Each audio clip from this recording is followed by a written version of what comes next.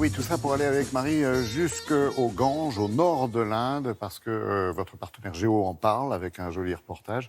Le Gange, essentiel pour les hindous, pour tout un sous-continent, comme on dit, et pourtant très, très, très menacé. Oui, tout à fait. C'est un fleuve aussi sacré En que sale pollué. état, d'ailleurs, oui. Ouais, sacré pour des centaines de millions d'Indiens et un fleuve, un des plus pollués au monde, Laurent. C'est vraiment, depuis maintenant plusieurs décennies, les gouvernements, en fait, tentent vraiment, en tout cas, ont la tâche extrêmement difficile d'essayer de le rendre propre. Alors qu'il vient d'une région très pure, l'Himalaya. C'est dingue. Exactement. Ouais.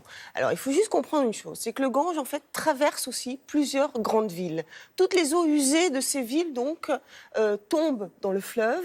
Et il faut savoir qu'il y a plus de 3 milliards d'eau usée par jour qui sont versées donc, dans ce fleuve. Seulement un tiers sont nettoyés, donc tout le reste est rejeté dans le Gange. Donc, ce qui fait que tous ces affluents font vraiment partie des eaux les plus polluées de la planète. WWF a classé donc le Gange parmi les 10 fleuves les plus menacés au monde. Donc ce fleuve aujourd'hui a vraiment besoin d'un très très gros nettoyage.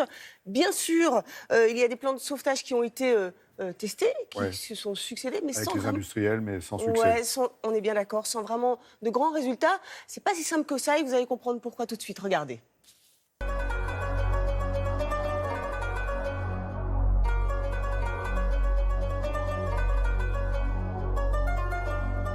Le Gange, c'est tout un écosystème auquel le Fonds mondial pour la nature s'intéresse avec des actions pour protéger ce fleuve dont dépendent 500 millions de personnes, mais également 140 espèces. Tout l'enjeu, c'est à la fois de protéger les espèces, mais également de réduire les pollutions des activités humaines dans le Gange. C'est l'un des plus grands fleuves du monde, qui s'étend de l'Himalaya pour aller jusqu'au golfe du Bengale.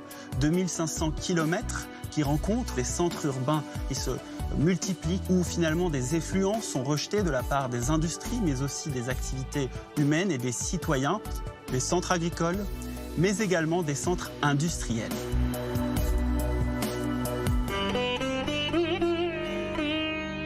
Les Indiens ne pourront plus continuer à prélever de la ressource et à polluer le Gange indéfiniment. C'est un système aquatique qui est menacé et donc c'est l'ensemble de l'économie indienne qui en dépend.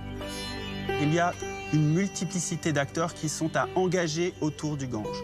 Des industriels, des citoyens, des entreprises, des collectivités locales et le gouvernement, de façon à fédérer cet ensemble d'acteurs et faire en sorte que nous ayons un impact. C'est finalement là le défi pour le Premier ministre indien Modi, parce que l'avenir de l'Inde dépend de la santé de ces écosystèmes, de la santé du Gange, dont des centaines de millions d'habitants dépendent, mais également dont des industries dépendent. L'eau, c'est finalement le cœur de la société indienne, à travers sa religion, à travers l'utilisation, l'usage de l'eau pour ses industries. Dans le même temps, la ressource va diminuer, car le dérèglement climatique aura ses impacts et ses conséquences avec des glaciers qui reculent, notamment dans la source du Gange, dans l'Himalaya, et puis dans le même temps, des pressions qui augmentent à travers une augmentation de la population et des activités économiques.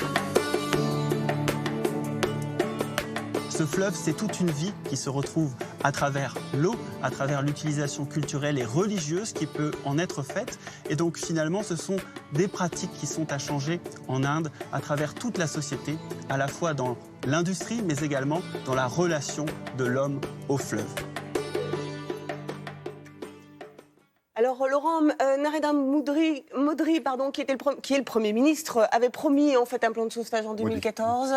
Il n'y a pas de résultat, il n'y en a pas eu en 2018. On espère qu'il y en aura d'ici 10 ans. Les militants écologistes sont extrêmement sceptiques sur ces promesses. Bien sûr, il y a les élections en 2019, donc affaire à suivre. Merci beaucoup.